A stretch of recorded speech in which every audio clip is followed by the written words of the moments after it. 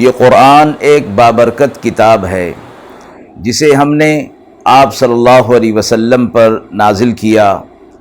تاکہ لوگ اس پہ غور اور فکر کریں اور تاکہ اہل فہم اس سے نصیحت حاصل کریں۔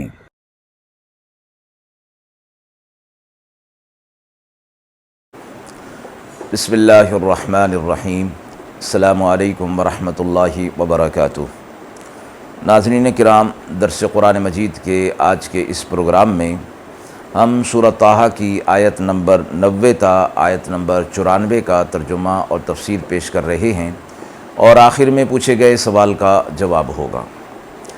اعوذ باللہ من الشیطان الرجیم، بسم اللہ الرحمن الرحیم۔ وَلَقَدْ قَالَ لَهُمْ هَارُونُ مِن قَبْلُ يَا قَوْمِ إِنَّمَا فُتِنْتُمْ بِهِ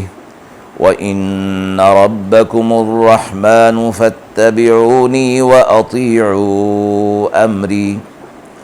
قَالُوا لَن نَّبْرَحَ عَلَيْهِ عَاكِفِينَ حَتَّى يَرْجِعَ إِلَيْنَا مُوسَى قال يا هارون ما منعك إذ رأيتهم ضلوا ألا تتبعني أفعصيت أمري قال يا ابن أم لا تأخذ بلحيتي ولا برأسي إني خشيت أن تقول فرقت بين بني إسرائيل ولم ترقب قولي۔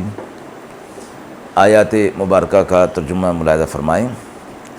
اور کہا تھا انہیں ہارون علیہ السلام نے پہلے سے،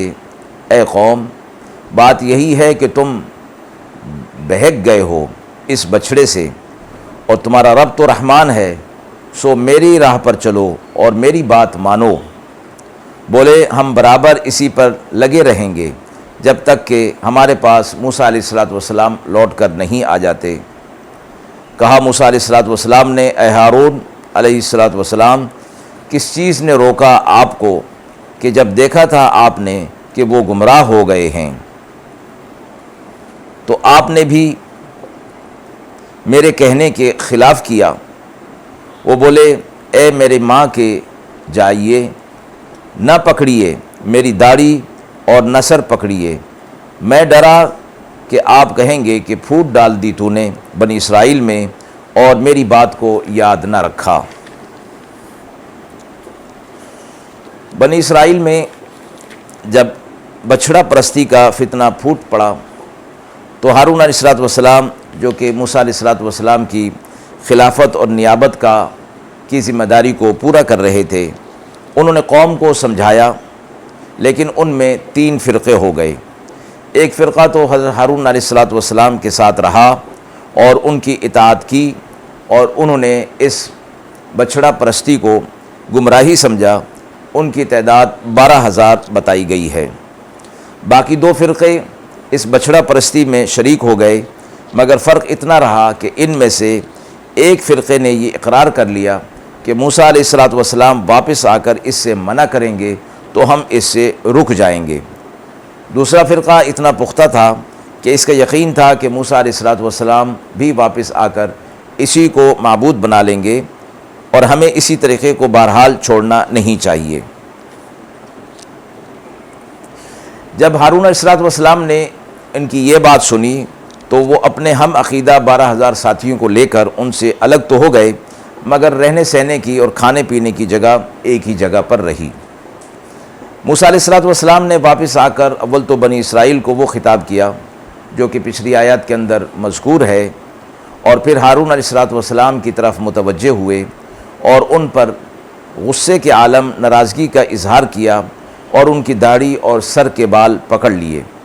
اور فرمایا کہ جب آپ نے دیکھ لیا تھا کہ بنی اسرائیل کھلی گمراہی کے اندر مبتلا ہو گئے ہیں تو آپ نے میرا اتباع کیوں نہ کیا، میرے حکم کی خلاف ورزی کیوں کی۔ اس جگہ موسیٰ علیہ السلام نے یہ ارشاد فرمایا کہ آپ نے میرا اتباع نہیں کیا، یعنی میں نے آپ کو ان کی ذمہ داری آپ کو سونپی تھی کہ میری غیر موجودگی میں آپ ان کے ذمہ دار ہوں گے، تو میری اتباع کرنے سے کس چیز نے آپ کو روکا؟ اتباع سے مراد یہاں مفسرین نے دو چیزیں بیان فرمائیں، ایک یہ کہ ان کو لے کر میرے پیچھے ہی کوہ طور پر آنا تھا، اور دوسری مراد یہ کہ جب آپ نے دیکھ لیا کہ یہ لوگ گمراہ ہو گئے تو آپ نے ان کا مقابلہ کیوں نہ کیا، کیونکہ میری موجودگی میں اگر اس طرح ہوتا تو یقیناً اس شرک اور کفر پر قائم رہنے والوں سے جہاد اور مقاتلہ کیا جاتا، آپ نے ایسا کیوں نہیں کیا؟ دونوں صورتوں میں حضرت موسیٰ علیہ السلام نے حضرت ہارون علیہ السلام پر یہ الزام عائد کیا کہ ایسی گمراہی کی صورت میں ان سے مقاتلہ اور جہاد کیا جانا چاہیے تھا، یا پھر ان سے علیحدگی اختیار کر کے آپ میرے پاس آ جاتے، ان کے ساتھ رہتے بستے۔ حضرت موسیٰ علیہ السلام کے نزدیک ان سے ایک بڑی غلطی ہو گئی تھی۔ جواب میں حضرت ہارون علیہ السلام نے باوجود یہ کہ معاملہ ایسا ہی تھا، پورے ادب کی رعایت کے ساتھ موسیٰ علیہ السلام کو فرمایا کہ اے میری ماں کے بیٹے،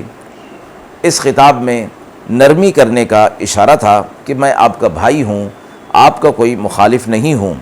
پہلے میرا عذر سن لیجئے۔ اور عذر یہ بیان کیا کہ مجھے خطرہ ہو گیا کہ ان لوگوں سے مقابلہ اور مقاتلہ کرنے پر آپ کے آنے سے پہلے اگر میں نے یہ اقدام کر لیا یا ان کو چھوڑ کر خود بنی اسرائیل کے 12,000 ہم عقیدہ لوگوں کو لے کر آپ کے پاس چلا آیا تو پیچھے بنی اسرائیل میں تفرقہ پیدا ہو جائے گا، اور آپ نے جو چلتے وقت مجھے یہ کہا تھا کہ قوم میں اصلاح کے تقاضے کو پورا کریں اور ان میں تفرقہ نہ ہونے دیں، ممکن ہے کہ میں یہ سمجھا کہ آپ کی واپسی تک یہ لوگ توحید اور ایمان پر واپس آ جائیں گے۔ قرآن مجید نے ایک دوسری جگہ یہ فرمایا کہ ہارون علیہ السلام نے فرمایا بنی اسرائیل نے مجھے ضعیف اور کمزور سمجھ لیا تھا، اور میرے ساتھی دوسروں کے مقابلے میں کم تھے، اور قریب تھا کہ وہ لوگ مجھے قتل کر ڈالتے، اس وجہ سے میں نے ان کو ان کے حال پر چھوڑ دیا تھا۔ آیت کے حوالے سے سوال پوچھا گیا ہے کہ موسیٰ علیہ السلام کو کے سامنے حضرت ہارون علیہ السلام نے کیا عذر پیش کیا؟ حضرت ہارون علیہ السلام نے فرمایا کہ میں اپنی قوم کی گمراہی کا ساتھی نہیں تھا، میں انہیں جتنا سمجھا سکتا تھا اور ہدایت کر سکتا تھا اور جتنا میرے اختیار اور بس میں تھا وہ میں نے پورا کیا، لیکن ان لوگوں نے میری بات نہیں مانی اور فتنہ سامری کے اندر مبتلا ہو گئے، یہاں تک کہ میرے قتل کرنے کے درپے ہو گئے تھے۔ ایسی صورت میں اگر ان سے مقاتلہ کرتا یا ان کو چھوڑ کر آپ کے پاس آ جانے کا خیال کرتا تو بنی اسرائیل میرے ساتھ ہوتے اور باقی سب مقاتلہ اور مقابلہ میں آ جاتے اور باہمی مار کا سرگرم ہو جاتا۔ میں نے اس سے بچنے کے لیے آپ کی واپسی تک کچھ نرمی کی صورت اختیار کی۔ حضرت موسیٰ علیہ السلام نے جب یہ عذر سنا تو ہارون علیہ السلام کو چھوڑ دیا اور اصل بانی فساد سامری کی خبر لی۔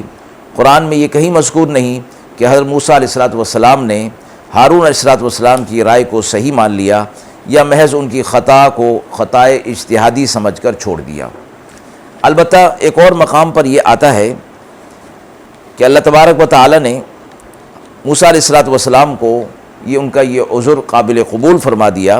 اس لیے موسیٰ علیہ السلام نے اپنے لیے بھی اور اپنے بھائی کے لیے بھی اللہ تعالیٰ سے مغفرت کی دعا فرمائی۔ آیت کے حوالے سے وآخر دعوانا ان الحمد للہ رب العالمین۔